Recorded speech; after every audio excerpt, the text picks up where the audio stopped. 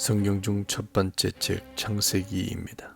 창세기란 말은 우리가 사는 이 세상이 어떻게 시작되었는지를 기록한 책입니다. 창세기란 말 속에는 세상의 시작이란 말이 포함되어 있습니다. 그리고 성경에서 중심되는 이스라엘 민족이 어떻게 형성되었는지를 알려줍니다. 성경을 공부해 보면 하나님을 믿고 그 뜻을 따라 살기로 결심한 사람은 영적인 이스라엘, 즉 구원을 받는 하나님의 백성이 됩니다. 따라서 성경은 이스라엘 민족과 온 인류에게 구원받을 수 있는 방법을 제시한 책입니다. 한마디로 천국 가는 방법을 알려주는 하나님의 책입니다. 지금부터 성경 이야기 속으로 들어갑니다. 이 세상은 하나님의 말씀으로 창조되었습니다. 어떤 사람들은 이 세상이 우연히 만들어졌다라고 생각합니다. 물론 그렇게 생각해 볼 수 있겠죠. 그러나 우연히 우주가 생겼을까요? 우연히 생명이란 것이 생겼을까요? 우연히 수많은 동물들이 생겼을까요? 우연히 이 광활한 우주의 질서가 생겼을까요? 우연히 당신이 존재할까요? 저는 우연히 세상이 생겼다는 말이 더 받아들이기 어렵습니다. 성경은 이렇게 말합니다. 우주 만물은 하나님이 만드시고 하나님이 다스리십니다. 하나님은 빛, 우주 공간, 땅, 바다, 식물, 해, 달, 별, 그리고 모든 종류의 동물을 만드시고 제일 마지막에 사람을 만드셨습니다. 사람을 만드실 때는 하나님의 형상과 모양을 따라 만드셨다고 하셨습니다.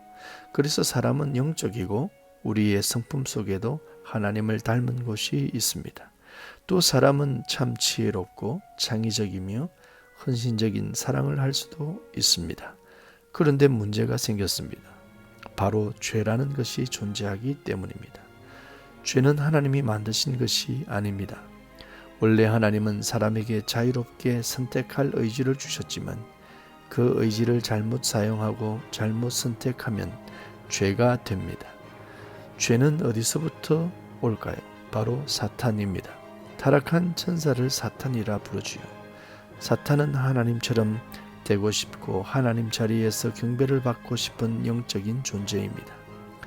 사탄이 아담과 하와에게 거짓으로 유혹합니다. 사람도 하나님처럼 될 수 있다고 하면서 사람이 하나님과의 약속을 범하도록 유혹합니다. 하나님과 사람 사이의 첫 계약을 어기도록 합니다. 선악을 알게 하는 나무의 열매를 먹지 말라는 하나님의 뜻을 어기도록 사탄은 사람을 부채질합니다. 그리고 결국 사람은 그 열매를 먹었습니다. 욕심과 탐심이 가져온 결과입니다. 오늘도 사람이 하나님의 뜻을 따라 살지 못하도록 사람에게 욕심과 탐심과 불순종을 갖도록 하는 영적 존재가 있습니다. 그 모습은 우리의 죄성에서 발견되어집니다. 아담과 하와 이후로 모든 사람은 죄성을 가지고 태어나고 그 죄성은 우리의 의지에 따라 절제할 수도 있고 또한 발전시킬 수도 있습니다. 여러분은 어떻게 사시겠습니까? 아담과 하와는 하나님이 만들어주신 가죽옷을 입고 에덴 동산에서 쫓겨납니다. 가죽옷은 인류의 죄성을 해결하기 위해 십자가에서 희생되실 예수님을 예표하는 것입니다. 얼마 후 아담과 하와에게 자녀들이 생겨납니다. 가인과 아벨은 형제 사이입니다. 어느 날 가인이 자신에게 일어난 질투심과 시기심으로 동생 아벨을 돌로 쳐 죽입니다. 죄성을 가진 사람들은 힘으로 남의 것을 빼앗고 사람을 죽이기까지 하면서 자신의 탐심을 채워갑니다. 고대에는 네피림이라 불리는 용사들이 있었습니다. 죄로 가득한 세상에서 생산되는 사람은 더욱 탐심에 사로잡혀 살았습니다. 그들의 삶은 항상 악했다고 했습니다. 하나님은 사람을 창조한 것이 후회스럽기까지 했습니다.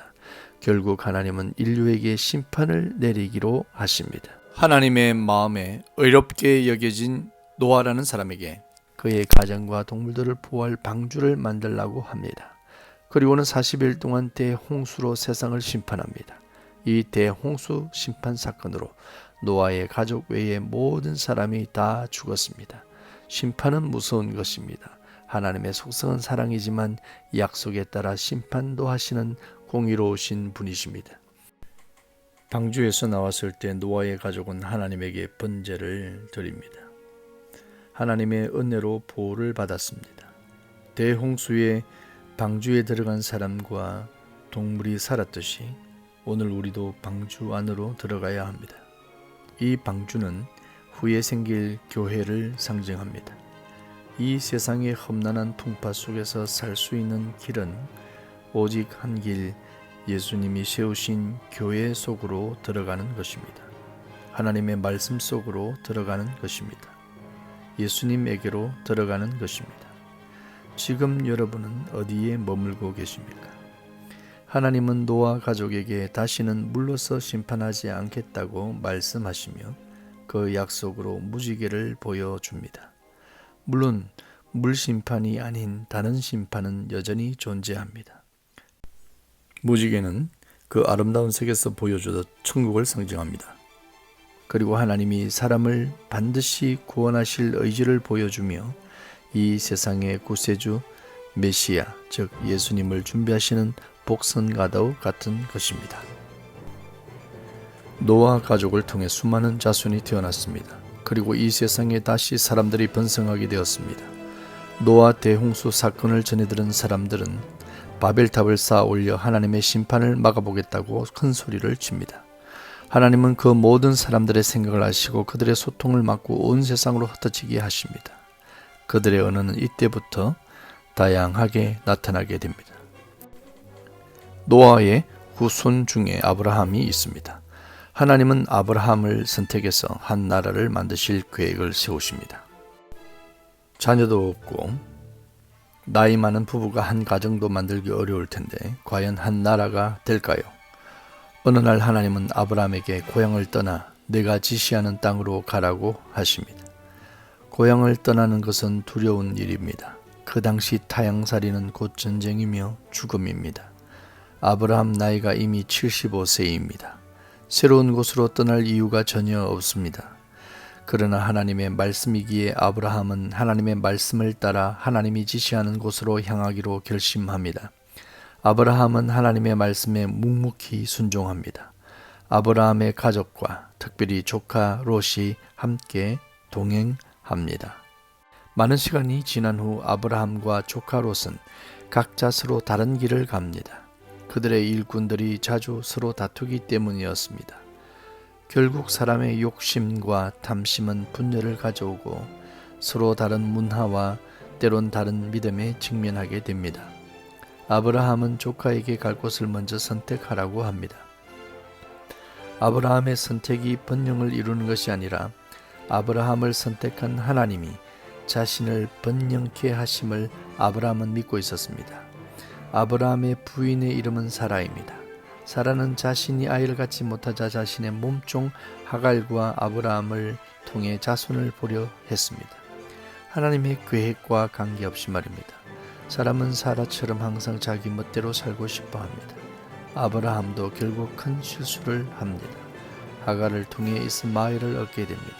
하나님은 지속적으로 아브라함을 훈련해 가십니다.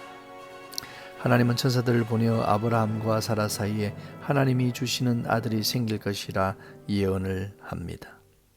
아브라함의 조카 롯이 선택한 소돔과 고모라는 참 아름다운 곳이었지만 하나님의 나라와는 관계없는 듯합니다.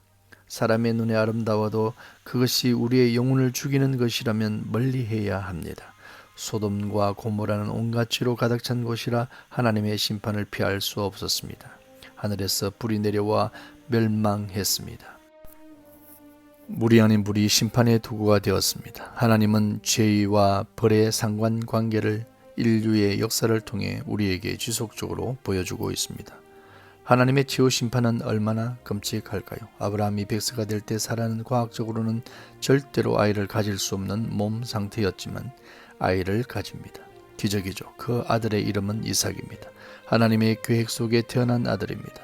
사라의 몸종 하갈과 그가 낳은 아들 이스마엘은 아브라함의 집에서 쫓겨나는 신세가 되었습니다. 기쁨과 슬픔이 아브라함에게 있습니다. 하나님의 방법으로만 하나님의 나라는 세워집니다. 하루는 하나님이 아브라함의 아들을 번제물로 드리라고 합니다. 하나님은 아브라함의 순종을 보고 싶었습니다. 잘 훈련된 아브라함은 하나님의 말씀에 순종합니다. 물론 하나님이 이삭을 죽이게 두지 않으시죠. 번제물로 드릴 숫양을 미리 준비해 주십니다. 이삭을 제물로 바치라고 한 사건은 인류를 구원하기 위해 결국에는 하나님의 가장 사랑하는 아들 하나님이신 예수를 십자가에서 희생제물로 삼으시는 하나님의 사랑을 미리 볼 수 있는 장면입니다. 그래서 예수님을 번제물이신 어린 양 예수라고 하지요. 아브라함의 부인 사라가 세상을 떠납니다. 이 세상에 존재했던 모든 사람은 언젠가는 반드시 죽습니다. 당신도 예외가 아닙니다. 그녀의 죽음은 아브라함과 이삭에게 큰 슬픔이었을 것입니다. 그러나 이별과 만남이 우리 인생의 모습입니다. 사라가 기적으로 얻은 아들 이삭이 결혼할 때가 되었습니다. 아브라함은 그의 종 엘리에셀에게 자신의 고향으로 가서 이삭의 아내가 될 여인을 찾아보라고 합니다. 그리고 하나님의 인도하심으로 메소포타미아 나홀성에서 리브가라고 하는 여인을 만납니다. 그 여인은 아름다웠고 아브라함의 소망대로 고향 친족이었습니다. 그리고 얼마 후 아브라함도 눈을 감았습니다. 세대 교체가 이루어졌습니다. 한 민족이 될 한 나라의 출발이 된 부부가 죽었습니다. 그들에게는 하나님의 선물 이삭이란 자손이 있었고 하나님의 약속은 이제 그를 통해 진행되어 갑니다. 하나님이 계획하신 나라는 언제쯤 만들어질까요? 이삭과 리브가 부부 사이에서 쌍둥이 에서와 야곱이 태어납니다. 야곱이 형의 발꿈치를 잡고 출생했습니다. 큰 인물이 되겠네요. 에서와 야곱이 장성한 어느 날 사냥터에서 돌아온 배고픈 에서는 장자의 권리를 동생 야곱에게 팥죽 한 그릇에 팔아버립니다. 야곱은 아버지 이삭의 복을 가로챕니다. 사실 장자의 권리를 판 사람이 잘못이죠. 화가 난 형을 피해 야곱은 사촌 집으로 도망을 갑니다. 성경에는 별별 얘기들이 다 있습니다. 에서는 이스마엘의 딸들과 혼인하게 됩니다. 아브라함의 자손들이 어떻게 다른 목적지를 향해 가는지를 성경을 통해서 우리는 볼 수가 있습니다. 다시 라반 삼촌 댁으로 도망가는 야곱 이야기입니다. 도망갈 때 꿈도 좋았답니다.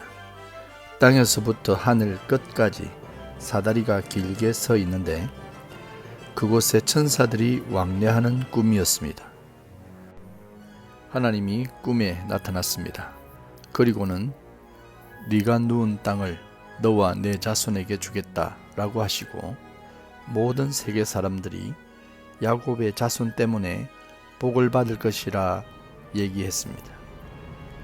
야곱 자손 중에 메시아가 오셨으니 이 예언이 이루어졌네요. 땅과 하늘을 이어주는 사다리의 역할은 메시아의 사명입니다. 야곱은 예삼촌 가정에서 아내 레아, 라헬, 빌하, 실바 총 4명을 얻게 되었고 많은 자녀와 재물을 모았습니다. 그리고 이제 고향으로 돌아가려는데 형 에서가 마음에 걸립니다. 에서는 군대를 준비하고 야곱을 죽일 생각만 하고 있습니다. 야곱은 분노하고 있는 형에게 드릴 예물을 정성껏 준비해서 고향으로 돌아갑니다.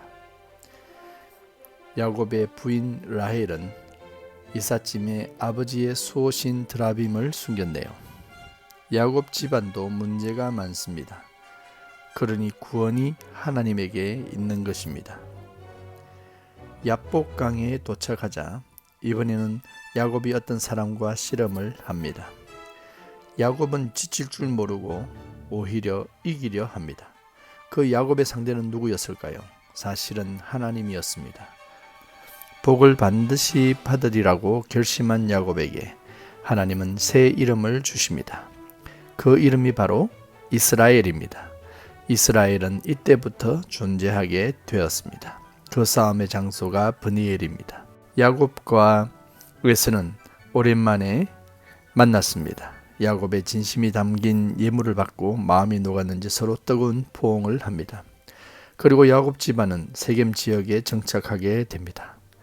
어느 날 세겜성 하몰의 아들 추장 세겜이 야곱의 딸 디나를 강간하게 되고 이 일로 야곱의 형제들은 세겜성에 있는 모든 남자를 죽이게 됩니다. 성경에는 전쟁의 역사가 많이 등장합니다. 인간의 죄성이 여지없이 드러나는 모습입니다. 야곱의 12아들의 이름은 르우벤, 시므온, 레위, 유다, 이사갈, 스불론, 요셉, 베냐민, 단, 납달리, 갓, 아셀입니다. 야곱과 레아, 라헬, 빌하, 실바에 의해 태어난 배다른 형제들입니다. 야곱의 형제들은 어떤 일은 협력도 하지만 갈등도 많았을 것입니다. 야곱의 그 자손들이 이스라엘이 되었습니다. 에서의 후손은 에돔이 되었습니다. 야곱과 에서는 형제지만 그 후손들은 결국 원수 관계가 됩니다. 우리의 가정은 모두 구원받는 영적인 한 가족이 되어야 한다는 중요성을 깨닫게 됩니다. 성경 속 사람들은 우리의 모습과 같이 다 비슷비슷한 수준의 사람이지만 그 사람이 하나님께 은혜를 입고 하나님의 사람이 되었느냐 아니면 하나님과 원수 사이가 되었는가는 구원이냐 멸망이냐 사느냐 죽느냐 천국이냐 지옥이냐의 문제입니다. 야곱은 자신이 제일 사랑하는 라헬이 낳은 요셉을 편애했습니다. 늦게 낳았으니 그럴만합니다. 다른 형제와 달리 채색 옷을 입혔습니다. 그 당시 컬러풀한 옷은 로얄 패밀리 정도 되어야 입었는데 말입니다. 아마도 요셉이 왕노릇 할 듯 합니다. 꿈도 요상한 꿈을 시리즈로 꾸었는데 해, 달 그리고 11별이 자기에게 절을 한다고 하고 형들의 곡식단이 자기에게 절한다고 하니 형들은 평소에도 눈에 가시 같은 요셉을 더욱 미워하게 되었습니다. 하루는 형제들이 들판에 모여 있을 때 요셉을 괴롭힙니다.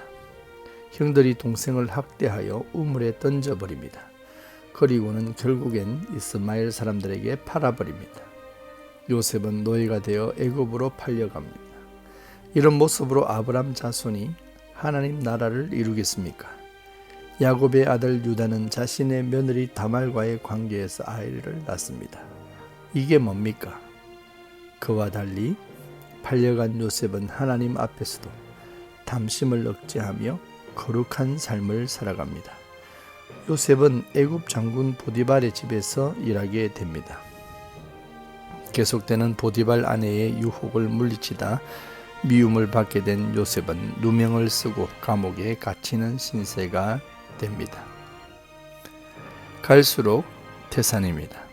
그러나 오히려 그 계기로 감옥에서 만난 바로의 신하들의 꿈을 해석해 주게 되고 끝내 애굽 바로왕의 이상한 꿈을 해석하는 동시에 애굽 나라의 총리가 됩니다. 이게 말이 됩니까? 감옥에서 궁궐로 죄수가 애굽이란 큰 나라의 총리가 됩니다. 요셉은 애굽의 총리가 되어 흉년으로 어려움을 겪는 백성들을 먹이고 주변 나라도 살리는 대단한 업적을 이루어내었습니다. 요셉을 판 형제들이 애굽의 곡식을 구하러 오게 되고 요셉은 그들과 극적으로 만나게 됩니다. 요셉은 자신을 판 형제들을 용서합니다. 왜냐하면 하나님이 자신을 먼저 애굽으로 보내어 그의 가정을 살리실 하나님의 큰 뜻을 보았기 때문입니다. 하나님의 뜻을 아는 자는 원수도 용서하고 사랑할 수 있는 것입니다. 요셉은 아버지 이삭과 모든 가족을 애굽으로 초청하고 그곳에서 편히 살도록 인도합니다. 아브라함의 자손들은 이렇게 한 민족을 이루어 갑니다. 총리 요셉의 죽음으로 창세기 이야기는 끝이 납니다. 요셉의 이야기 속에도 오실 메시아의 예표는 많이 있습니다. 메시아는 줄인 자를 먹이고 병든 자를 고치고 무거운 짐을 내려놓게 하십니다. 사실 성경은 역사를 다루고 법을 다루고 예언을 다루지만 한 사람의 이야기를 하려고 합니다. 바로 메시아, 그리스도이신 예수님입니다. 구원을 위한 유일한 길, 예수님을 꼭 믿으시기 바랍니다. 이제 아브라함의 나라가 조금씩 보이기 시작합니다. 다음 책 출애굽기에서 또 만나 뵙겠습니다. 시청해 주셔서 감사합니다.